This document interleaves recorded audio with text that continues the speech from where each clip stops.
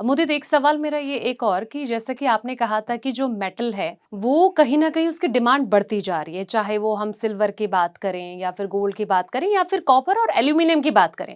हम देख रहे हैं कि ईवीज़ में बहुत तेज़ी से सिल्वर का यूज़ होता जा रहा है और कहीं न या कहीं इसको लेकर इसके जो रेट हैं, वो भी हम देख रहे हैं आसमान छूते जा रहे हैं।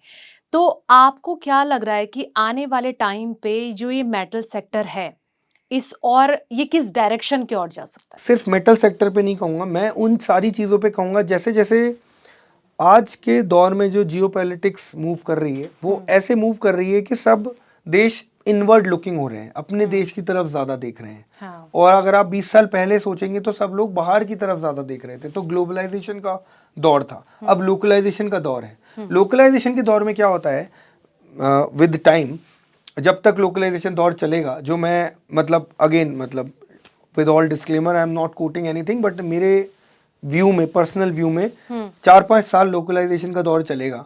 उस दौर में होगा क्या कि जो इनवर्ड लुकिंग रिसोर्सेज हैं, वो अलग अलग और पावरफुल देश हुँ, उस पे अपना कंट्रोल और बढ़ाने के लिए हुँ, रिसोर्सेज को और कंस्ट्रेंट करेंगे। तो जो रिसोर्सेज किस तरह के होते हैं, अगर हम वैसे सोचने लगें, तो हुँ, वो मेटल्स हो गए, हुँ, मिनरल्स हो गए, अलग अलग तरह के रिसोर्सेज की कॉस्ट बढ़ेगी विद हुँ, टाइम, जब लोग और बैन की तरफ जाएंगे अपने खुद के इंटरनल रिसोर्सेज। हुँ, जैसे अभी हमने सिल्वर का एग्जांपल लिया, ये हाँ, सारे अल्टीमेटली हो क्या रहा है, कोई ना कोई देश अपना रिसोर्स बैन कर रहा है बाहर पहुंचाने से। हुँ, एंड उसका जैसे तेल का भी किसी ने बैन कर लिया, तो उस टाइम उसकी बिल्कुल, कॉस्ट बढ़ गई।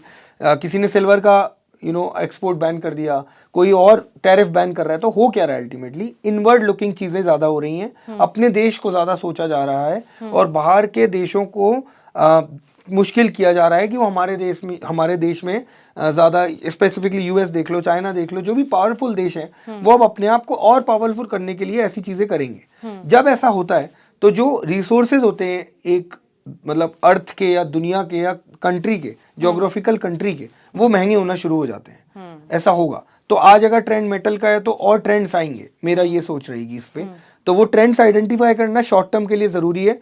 लॉन्ग टर्म में जब ये दौर वापस पलटेगा और लोकलाइजेशन से स्टडी स्टेट आके ग्लोबलाइजेशन आएगा, हुँ। तो वापस चीज़ें अपने वापस उस एक कॉस्ट एक मतलब स्टडी स्टेट पे आके नॉर्मलाइज होंगी।